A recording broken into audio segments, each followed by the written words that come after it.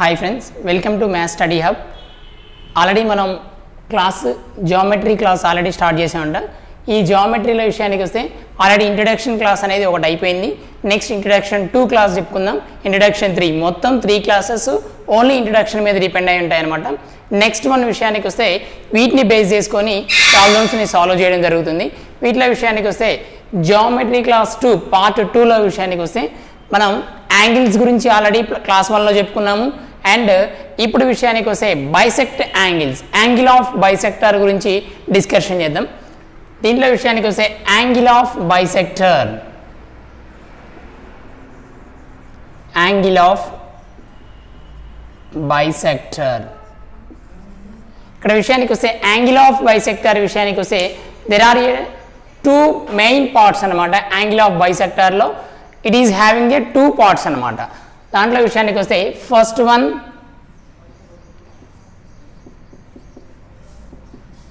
Interior bisector, second one exterior. Interior bisector and exterior bisector అనమాట. 2 టైప్స్గా ఉన్నాయి. ఒకటి interior bisector and second one విషయానికి వస్తే ఎక్స్టీరియర్ బైసెక్టర్. దీన్ని ఇమేజ్ రూపంలో ఎక్స్ప్లెయిన్ చేసినట్లయితే ఏ విధంగా ఉంటుందో ఇప్పుడు చూద్దాం. ఈ ఇంటీరియర్ బైసెక్టర్ విషయానికి వస్తే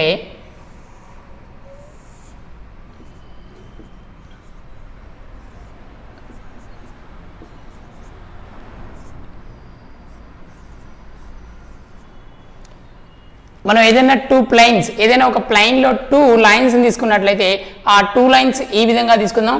వన్ సైడ్ ఈజ్ ఫిక్స్డ్ అనమాట. One side is fixed, this is the ray. One side fix చేసినట్లయితే ఈ ఫిక్స్ చేసిన ఏరియాలో మనకి దట్ ఈజ్ పాయింట్ O అనుకుందాం. పాయింట్ O అనమాట. దేర్ ఫోర్ 3 లైన్స్ కాబట్టి ఏబిసి, ఇక్కడ మిడ్ పాయింట్లో ఉన్నటువంటి ఒక line C, this is called the interior bisector. Interior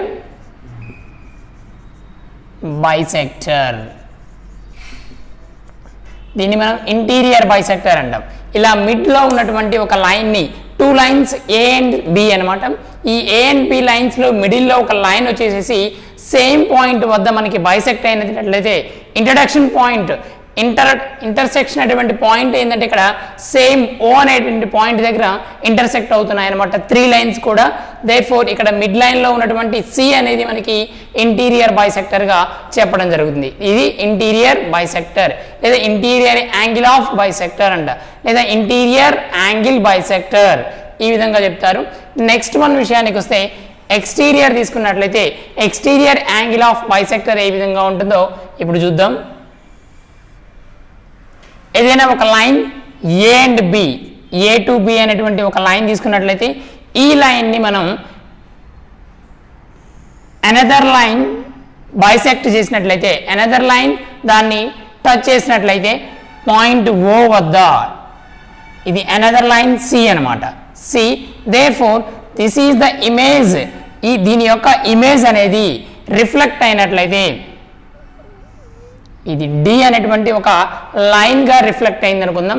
there four here this is θ1, this is θ2 and again this is θ3 అనమాట. Here θ1 and θ2, θ3 all are equal to 180 degrees అనమాట. ఇవన్నిటిని మనం add చేసినట్లయితే హియర్ θ1 ప్లస్ θ2 ప్లస్ θ3 ఈ మూడింటిని add చేస్తే మనకి వచ్చేది ఏంటంటే యాంగిల్ 180 డిగ్రీస్ అనమాట. యాంగిల్ 180 డిగ్రీస్, దాని తెలుగులో సరళ కోణం అంటాం. సరళ కోణం అని చెప్పడం జరుగుతుంది. హియర్ ఇప్పుడు ఈ డి అనేటువంటి రేఖని, ఓడిని, ఇక్కడ ఉన్నటువంటి ఓడిని రిఫ్లెక్ట్ అయినటువంటి ఓడి రేఖని మనం ఏమంటామంటే exterior angle of bisector. Exterior angle of bisector అంటే ఏంటంటే ఇక్కడ O అండ్ డిని మనం ఎక్స్టీరియర్ యాంగిల్ ఆఫ్ బైసెక్టర్ అని చెప్పడం జరుగుతుంది. అదేవిధంగా ఒకే ఇమేజ్లో ఈ రెండింటిని తీసుకున్నట్లయితే ఏ విధంగా ఉండదో ఒకసారి చూద్దాం. ఈ angle of interior angle of bisector and exterior angle of బైసెక్టర్ని సింగిల్ ఇమేజ్లో మనం ఎక్స్ప్లెయిన్ చేసినట్లయితే ఏదైనా ఒక లైన్ తీసుకున్న ఒక ప్లెయిన్లో ఆ లైన్ విషయానికి వస్తే ఏ అండ్ బి అనేటువంటి ఒక లైన్ అనమాట. దేర్ఫోర్ ఏదైనా ఒక రే అనేది ఇక్కడ ఇంటర్సెక్ట్ అయినట్లయితే ఒక పాయింట్ వద్ద this is call C, this is point O. And again another ray C తీసుకుందాం, here this is D, D. Therefore A B ఇది ఓ అనేటువంటి మిడ్ పాయింట్ అనమాట. Again the ray O C and again the second one రేఖ. Ray అంటే తెలుగులో రేఖ అని అర్థం, ఇక్కడ ఓ అండ్ డి అనమాట. Therefore here angle θ1, another here angle θ2. And the reflecting ray, the reflection of reflecting ray విషయానికి వస్తే దిస్ ఈజ్ ఈ. అవుట్ సైడ్గా మనం ఒక రేఖను తీసుకున్నాం అనమాట, సేమ్ మిడ్ పాయింట్ నుంచి తీసుకున్నట్లయితే. Therefore here this is called alpha or θ3, θ4 అనుకోవచ్చు, α1, α2 అనుకోవచ్చు. ఇది అవుట్ సైడ్ ఉంది, ఈ డి అనేది ఇన్సైడ్ ఉంది కాబట్టి this is called O D. Is ఓడిని ఏమంటామంటే interior, interior bisector, interior bisector అంటాం. అండ్ అగైన్ హియర్ ఇక్కడ ఉన్నటువంటి ఓఈని మనం ఏమంటామంటే exterior, exterior bisector, exterior bisector అంటాం. దీన్ని ఇంటీరియర్ బైసెక్టర్ అంటాం, దీన్ని ఎక్స్టీరియర్ బైసెక్టర్ అంటాం అనమాట. ఇది మనకు వచ్చేసి టోటల్గా మనకి ఏంటంటే దేన్ని ఇంటీరియర్ బైసెక్టర్ అంటాం, దేన్ని ఎక్స్టీరియర్ బైసెక్టర్ అంటాం, ఎక్స్టీరియర్ యాంగిల్ అంటే ఏమిటి, బైసెక్టర్ యాంగిల్ అంటే ఏమిటంటే ఈ విధంగా మనం డిస్కషన్ చేయడం జరుగుతుంది అనమాట. ఇది ఒకే ఇమేజ్లో తీసుకున్నట్లయితే ఈ విధంగా ఉంటుంది, సింగిల్ ఇమేజెస్లో తీసుకున్నట్లయితే దీని యొక్క యాంగిల్ ఆఫ్ బైసెక్టర్స్ 2 పార్ట్స్ కాబట్టి ఇంటీరియర్ అండ్ ఎక్స్టీరియర్ కాబట్టి ఈ ఇంటీరియర్ని ఈ విధంగా అండ్ ఎక్స్టీరియర్ని ఈ విధంగా తీసుకొని సింపుల్గా మనం ఒకే ఇమేజ్లో మనం ఎక్స్ప్లెయిన్ చేయడం జరుగుతుంది అనమాట. ఇది interior exterior angles, angle of bisectors అనమాట. నెక్స్ట్ సెకండ్ వన్ విషయానికి వస్తే దీంట్లో ప్యారలల్ లైన్స్ అంటే ఏమిటి, తెలుగులో సమాంతర రేఖలు అంటాం ప్యారలల్ లైన్స్. ఈ జామెట్రీలో ప్యారలల్ లైన్స్ ఉంటాయి, parallel lines.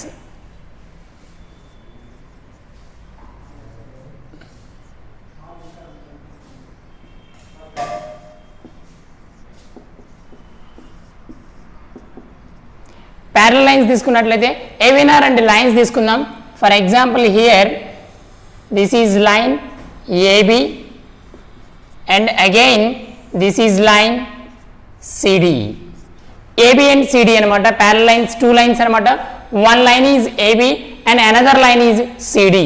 Therefore here distance అనేది ఏ పాయింట్ వద్ద తీసుకున్నా సరే ఈ రెండింటి మధ్య డిస్టెన్స్ అనేది సేమ్ ఉండాలి, సేమ్ డిస్టెన్స్. ఇది d1 అనుకున్నట్లయితే ఇది d2 అయితే here d1 equal to d2, the distance are equal అనమాట. Any point, any place, the both లైన్స్లో ఈ 2 లైన్స్లో మనకి ఎక్కడైనా సరే వాటి యొక్క డిస్టెన్స్ అనేది ఈక్వల్గా ఉండాలి. అటువంటి లైన్స్ని మనం ఏమంటామంటే ప్యారలల్ లైన్స్ అంటాం. ప్యారలల్ లైన్స్ అంటే ఏవైనా ఒక తలంలో 2 లైన్లు తీసుకున్నట్లయితే, 2 రేఖలు తీసుకున్నట్లయితే ఆ 2 రేఖల మధ్య దూరం అనేది ఏ పాయింట్ వద్ద తీసుకున్నా సరే ఈక్వల్గా ఉండాలి. అటువంటి లైన్స్ని మనం ప్యారలల్ లైన్స్, ప్యారలల్ లైన్స్ అంటాం అనమాట. దీన్ని తెలుగులో డెఫినేషన్ అయితే ఏదైనా ఒక తలంలో ఉన్నటువంటి 2 రేఖలు, ఆ 2 రేఖలు ఎటువంటి ఖండన బిందువు మరియు ఎటువంటి ఉమ్మడి బిందువు లేనటువంటి రేఖల్ని మనం ఏమంటామంటే ప్యారలల్ లైన్స్ అంటాం. అంటే ఇవి ఇంటర్సెక్ట్ కాకోకుండా ఉండాలి, బట్ ఒకే తలంలో ఉండాలి, అవి ప్లెయిన్ లైన్స్ అయి ఉండాలి. ఒక సింగిల్ లైన్ని ఒక ప్లెయిన్ మీద తీసుకున్నట్లయితే అనదర్ లైన్ని అదే ప్లెయిన్లో తీసుకున్నట్లయితే అవి 2 ఇంటర్సెక్ట్ కాకోకుండా ఉండాలి. ప్లస్ వాటి మధ్య డిస్టెన్స్ అనేది ఏ పొజిషన్లో తీసుకున్నా సరే సేమ్గా ఉండాలి. ఈ పొజిషన్ కానీ ఏ పొజిషన్ అయినా సరే ఎనీ పాయింట్, ఆ ఏ పాయింట్ వద్ద తీసుకున్నా సరే వాటి డిస్టెన్స్ అనేది ఈక్వల్గా ఉండాలి. అటువంటి లైన్స్ని మనం ఏమంటామంటే ప్యారలల్ లైన్స్ అంటాం. వాటిని సమాంతర రేఖలు అంటాం. దీన్ని ఏ విధంగా సూచిస్తారంటే here A B is one parallel line. ఇది ప్యారలల్ లైన్స్కి ఇది సింబల్ అనమాట. ఇది సమాంతర రేఖలు అనడానికి సింబల్ ఏంటంటే 2 లైన్స్ని మనం ప్యారలల్గా ఒక లైన్లా గీసినట్లయితే 2 లైన్స్ ఏబి ప్యారలల్ సిడి ఈ విధంగా మనం చూపించాలి. ప్యారలల్ లైన్స్ విషయానికి వస్తే A B is parallel to C D అనమాట. A B is parallel to C D. Next one విషయానికి వస్తే లంబరేఖలు. ఈ ప్యారలల్ లైన్స్ అంటే సమాంతర రేఖలు. వీటిని తెలుగులో సమాంతర రేఖలు.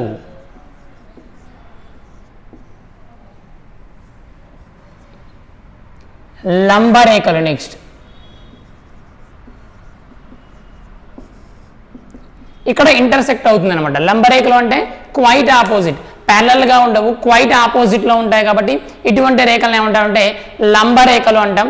ఒకే తలంలో ఉన్నటువంటి రెండు రేఖలు ఒకదానితో ఒకటి ఒక పాయింట్ వద్ద ఒక బిందువు వద్ద ఇంటర్సెక్ట్ అయినట్లయితే అటువంటి రేఖలను ఏమంటామంటే మనం లంబరేఖలు అంటాం. ఒకదానికొకటి ఇంటర్సెక్ట్ అవ్వాలి, ఖండించుకోవాలన్నమాట. దేర్ఫోర్ హియర్ ఒక ఇమేజ్ లో తీసుకున్నట్లయితే ఇది ఏబి అనేది ఒక రేఖ. ఏబి ఈజ్ వన్ రే. ఏబిని ఒక రేఖగా తీసుకున్నా అండ్ సి అండ్ ఓ అనుకున్న ఈ పాయింట్ని. దేర్ ఫోర్ హియర్ సిఓడికి మనకు ఉన్నటువంటి యాంగిల్ ఎంత అంటే థీటా 90 degrees అనమాట. ఇది మనకి లంబంగా ఉంది కాబట్టి ఇటువంటి రేఖలను ఏమంటామంటే లంబరేఖలు అంటాం. ఇటువంటి లంబంగా ఉన్నటువంటి రేఖల్ని లంబరేఖలు అంటాం. రెండు రేఖల మధ్య ఉన్నటువంటి కోణం అనేది 90 degrees గా ఉంటుంది. హియర్ దీన్ని ఏ విధంగా మనం ఇమేజ్ రూపంలో ఈ విధంగా తీసుకున్నట్లయితే దీన్ని ఏ విధంగా మనం చూపించాలి అంటే దానికి గుర్తు ఏంటంటే లంబంగా ఉంది అంటే ఈ సింబల్ని యూజ్ చేయాలి. ఈ సింబల్ని యూజ్ చేయాలన్నమాట. Therefore here A B is perpendicular to O C or C O. A B is perpendicular to O C or C O. ఏబిగా తీసుకోవచ్చు, బిఏగా తీసుకోవచ్చు, perpendicular to O C or C O అనమాట. ఈ విధంగా తీసుకున్నట్లయితే ఇటువంటి రేఖలు ఏమంటారంటే లంబరేఖలు అంటారు. చాలా ఈజీ టాపిక్ అనమాట. కొంచెం చిన్న కన్ఫ్యూజన్స్ ఉంటాయి, ఇంట్రడక్షన్ ఎక్కువగా ఉంటుందన్నమాట. కొంచెం పెద్ద టాపిక్ కాబట్టి మనకి ఎంత పెద్ద టాపిక్ అయినప్పటికీ సరే దీంట్లో స్కోర్ చేయడానికి ఎక్కువగా ఛాన్సెస్ ఉన్నటువంటి టాపిక్ కాబట్టి మనం వీటిని ఎక్కువగా ప్రిపేర్ అవ్వాలి. ఒక్కసారి ప్రిపేర్ అయితే ఏంటంటే మనకి ఇమేజ్ రూపంలో ప్రిపేర్ అయినట్లయితే చాలా ఈజీగా ఎప్పటికైనా గుర్తుండడానికి ఛాన్సెస్ ఎక్కువ ఉంటాయన్నమాట.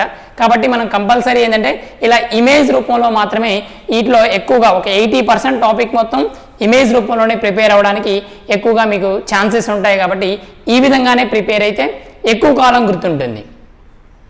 నెక్స్ట్ ఈ ప్యారలల్ లైన్స్ అండ్ లంబరేఖలు ఆపోజిట్ లైన్స్ తీసుకున్న తర్వాత ఈ టాపిక్లో నెక్స్ట్ వచ్చేసేసి మనకి కోణాలు ఉంటాయి. వాటిల విషయానికి వస్తే అంతర కోణం, interior angles and exterior angles తీసుకున్నట్లయితే వాటిని ఇమేజ్ రూపంలో వేరే విధంగా ఎట్లా చూపించవచ్చు, వాటిలో డిఫరెంట్ టైప్స్ ఉంటాయి. ఒకటి అంతర కోణాలు.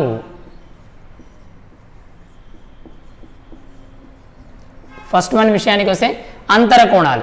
ఈ అంతర కోణాలని వీటి మీద మనకి బిట్ రావడానికి ఛాన్సెస్ ఉంది. డైరెక్ట్గా మనకి క్వశ్చన్ అడిగితే ఈ అంతర కోణం, బాహ్య కోణం, సాదృశ్య కోణం, ఏకబాహ్య కోణాలు ఇవి డిఫరెన్స్గా వీటి మధ్య మనకి ఆల్టర్నేటివ్ యాంగిల్స్ వీటి మీద క్వశ్చన్స్ ఎక్కువగా డైరెక్ట్గా క్వశ్చన్ వస్తుందన్నమాట ఈ టాపిక్ నుంచి. కాబట్టి వీటిని ఎక్కువగా మనం ఇంకా బాగా స్ట్రెస్ చేసి ప్రిపేర్ అవ్వాలి. ఈ పాయింట్ ఆఫ్ వ్యూలో ఈ ప్రజెంట్ టాపిక్లో ఈ పార్ట్ వాటికి బాగా మనం స్ట్రెస్ చేసి ఎక్కువగా ప్రిపేర్ అవ్వాలన్నమాట. దీంట్లో విషయానికి వస్తే మనకి అంతర కోణాలు ఏ విధంగా ఉంటాయంటే ఫస్ట్ ఇమేజ్ రూపంలో తీసుకున్నట్లయితే ఏవైనా రెండు రేఖలు తీసుకుందాం. ఫస్ట్ స్ట్రైట్ లైన్స్, 2 లైన్స్ అనమాట. క్వైట్ ఆపోజిట్లో అనదర్ లైన్ ఉంది. This is A, O, C, D, E, F. 3 lines ఉన్నాయి. 2 లైన్స్ ఏమో parallel lines and another one విషయానికి వస్తే బైసెక్టార్ లైన్ ఒకటి ఉందన్నమాట. రెండింటితో బైసెక్ట్ అవుతుంది ఆ లైను. ఇది ఈఎఫ్ అనమాట. Therefore here 1, 2, 3, 4 angles and here 5, 6, 7, 8 ఈ యాంగిల్స్ అనమాట. ఈ angles here angle and here angle ఇలా యాంగిల్స్ తీసుకున్నట్లయితే వాటి యొక్క కోణాలు అనేవి మనకి ఈ విధంగా గీస్తే మొత్తం మనకి 8 కోణాలు వస్తాయి. 8 యాంగిల్స్ ఉంటాయి అన్నమాట. దాంట్లో ఈ 8 మనకి అంతర కోణాలు అంటే లోపల వైపు ఉన్నటువంటి కోణాలను మనం అంతర కోణాలు అంటాం. లోపల వైపు ఉన్నటువంటి కోణాలని హియర్ యాంగిల్ 4, యాంగిల్ 3, 6, 5 వీటిని మనం అంతర కోణాలు. వీటిని మనం ఏమంటామంటే అంతర కోణాలు అంటాం. అదేవిధంగా మనకి బాహ్య కోణాలు.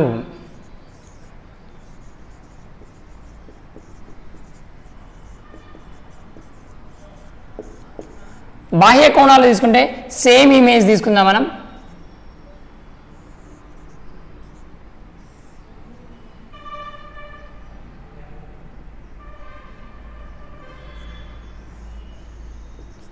ఇది 1 2 3 4 5 6 7 8. వీటిలో బాహ్య కోణాలు అంటే అవుట్ సైడ్ ఉన్నటువంటి కోణాలను మనం బాహ్య కోణాలు, యాంగిల్స్, అవుట్ సైడ్ యాంగిల్స్ అనమాట. Here angle 2, angle 1, angle 8, angle 7. These are all మనకి ఏంటంటే బాహ్య కోణాలు, అవుట్ సైడ్ యాంగిల్స్గా మనం చెప్పడం జరుగుతుంది అనమాట. ఇది ఇంతవరకు ఈజీగా ఉంటుంది. నెక్స్ట్ వన్ విషయానికి వస్తే థర్డ్ వన్. ఒకటేమో అంతర కోణాలు వచ్చేసింది, నెక్స్ట్ బాహ్య కోణాలు వచ్చేసింది అనమాట.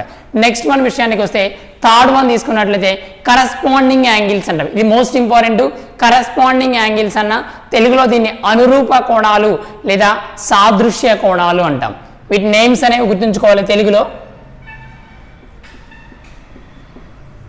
కరస్పాండింగ్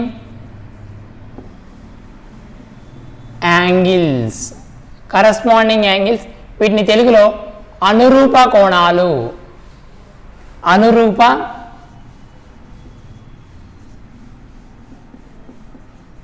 కోణాలు ఆర్ సాదృశ్య కోణాలు.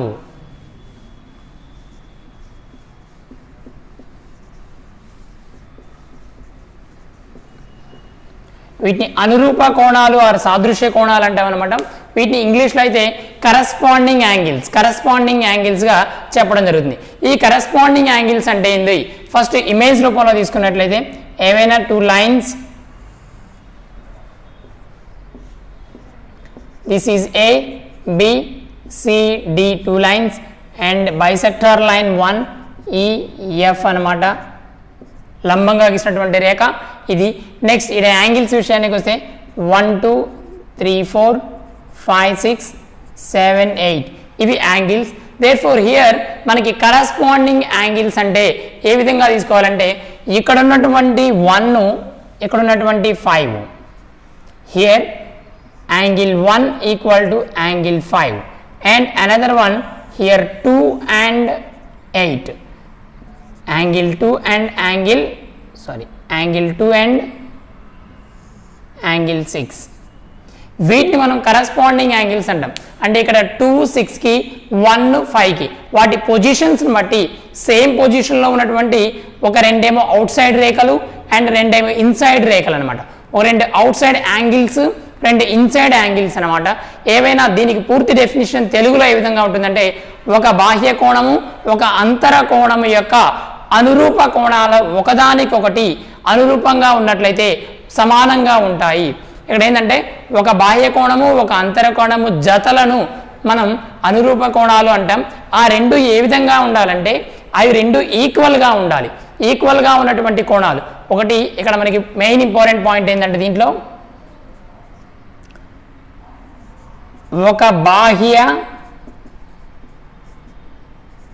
అంతర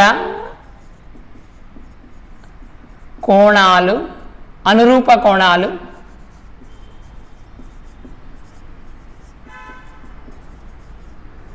సమానం అనమాట. అంటే ఇక్కడ మనం అనురూప కోణాలను తీసుకున్నట్లయితే ఆ అనురూప కోణాల్లో ఒక బాహ్య కోణం తీసుకున్నాం, ఒక అంతర కోణం తీసుకుంటున్నాం, ఒక ఇంటీరియర్ పాయింట్ యాంగిల్ తీసుకున్నాం, ఒకటి ఎక్స్టీరియర్ యాంగిల్ తీసుకుంటున్నాం. ఈ రెండు కూడా మనకి అనురూప కోణాలు అవ్వాలంటే అవి రెండు సమానంగా ఉండాలి. అనురూప కోణాల జతలు లేదా అనురూపాలు అవ్వాలంటే లేదా సాదృశ్య కోణాలు అవ్వాలంటే అవి రెండు కూడా మనకి ఏంటంటే సమానంగా ఉండాలి.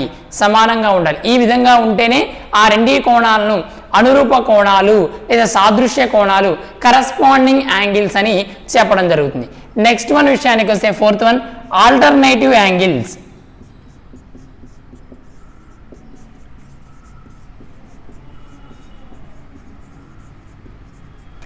ఆల్టర్నేటివ్ యాంగిల్స్ తీసుకున్నట్లయితే ఇది మనకి ఏకాంతర కోణాలు.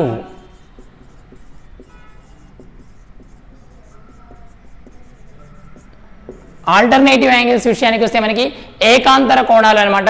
దీంట్లో ఇమేజ్ రూపంలో తీసుకుంటే రెండు రేఖలు ఇమేజ్ రూపంలో and another one bisector angle, ఇది 1 2 3 4 5 6 7 8. దీంట్లో విషయానికి వస్తే మనకి ఆల్టర్నేటివ్ యాంగిల్స్ ఏకాంతర కోణాలను తీసుకున్నట్లయితేనేమో ఇక్కడ 4 అనేది క్వైట్ ఆపోజిట్ టు 5 అండ్ ఇక్కడ 3 అనేది 6కి ఆపోజిట్గా ఉంది కాబట్టి హియర్ యాంగిల్ 4 అనేది యాంగిల్ 5కి, యాంగిల్ 3 అనేది యాంగిల్ 6కి ఈక్వల్గా ఉంటుంది. ఇలా ఈక్వల్గా ఉన్నట్లయితే అటువంటి రేఖలు మనం ఏమంటామంటే ఆల్టర్నేటివ్ యాంగిల్స్. అటువంటి రేఖలు మనం ఆల్టర్నేటివ్ యాంగిల్స్ అంటాం. వీటిని తెలుగులో ఏకాంతర కోణాలు, తెలుగులో వీటిని ఏమంటారంటే ఏకాంతర కోణాలు అని చెప్పడం జరుగుతుంది అనమాట. దీంతో మనకి అండ్ అనదర్ వన్ ఇంకొకటి ఉంది ఏకబాహ్య కోణాలు. దీంతో మనకి కోణాల టాపిక్ అయిపోతుంది అనమాట. నెక్స్ట్ వన్ విషయానికి వస్తే ఏకబాహ్య కోణాలు.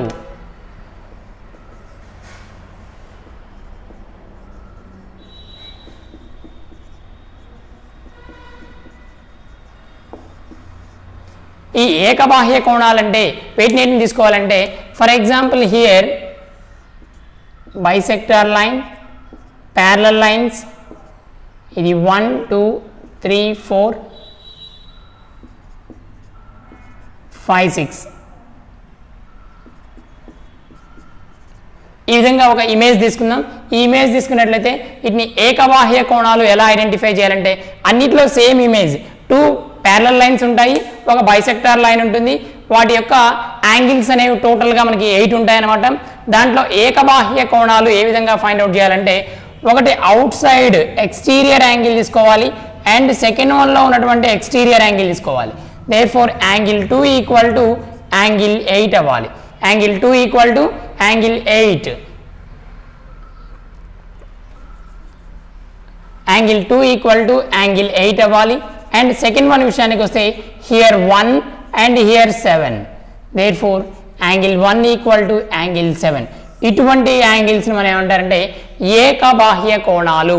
వీటిని మనం ఏకబాహ్య కోణాలుగా చెప్పడం జరుగుతుంది. దీంట్లో మెయిన్ పాయింట్ ఏంటంటే తెలుగులో అయితే తిర్యక్ రేఖకు చెరో వైపు కలిగినటువంటి బాహ్య కోణాలు అని అర్థం. తిర్యక్ రేఖకు చెరో వైపు కలిగినటువంటి బాహ్య కోణాలను మనం ఈ రెండు బాహ్య కోణాలు అయి ఉండాలి. ఇక్కడ ఒక బాహ్య కోణం, ఒక అంతర కోణం ఉండాలి.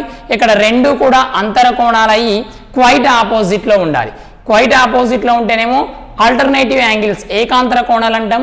అదేవిధంగా ఒకటి బాహ్య ఒకటి అంతర కోణం ఉంటేనేమో వాటిని కరస్పాండింగ్ యాంగిల్స్ అనురూప కోణాలు అని చెప్తాం. నెక్స్ట్ వన్ విషయానికి వస్తే రెండు బాహ్య కోణాలు తిర్యక్ రేఖకు రెండు బాహ్య కోణాలు అయినట్లయితే వాటిని మనం ఏకబాహ్య కోణాలు అని చెప్పడం జరుగుతుంది.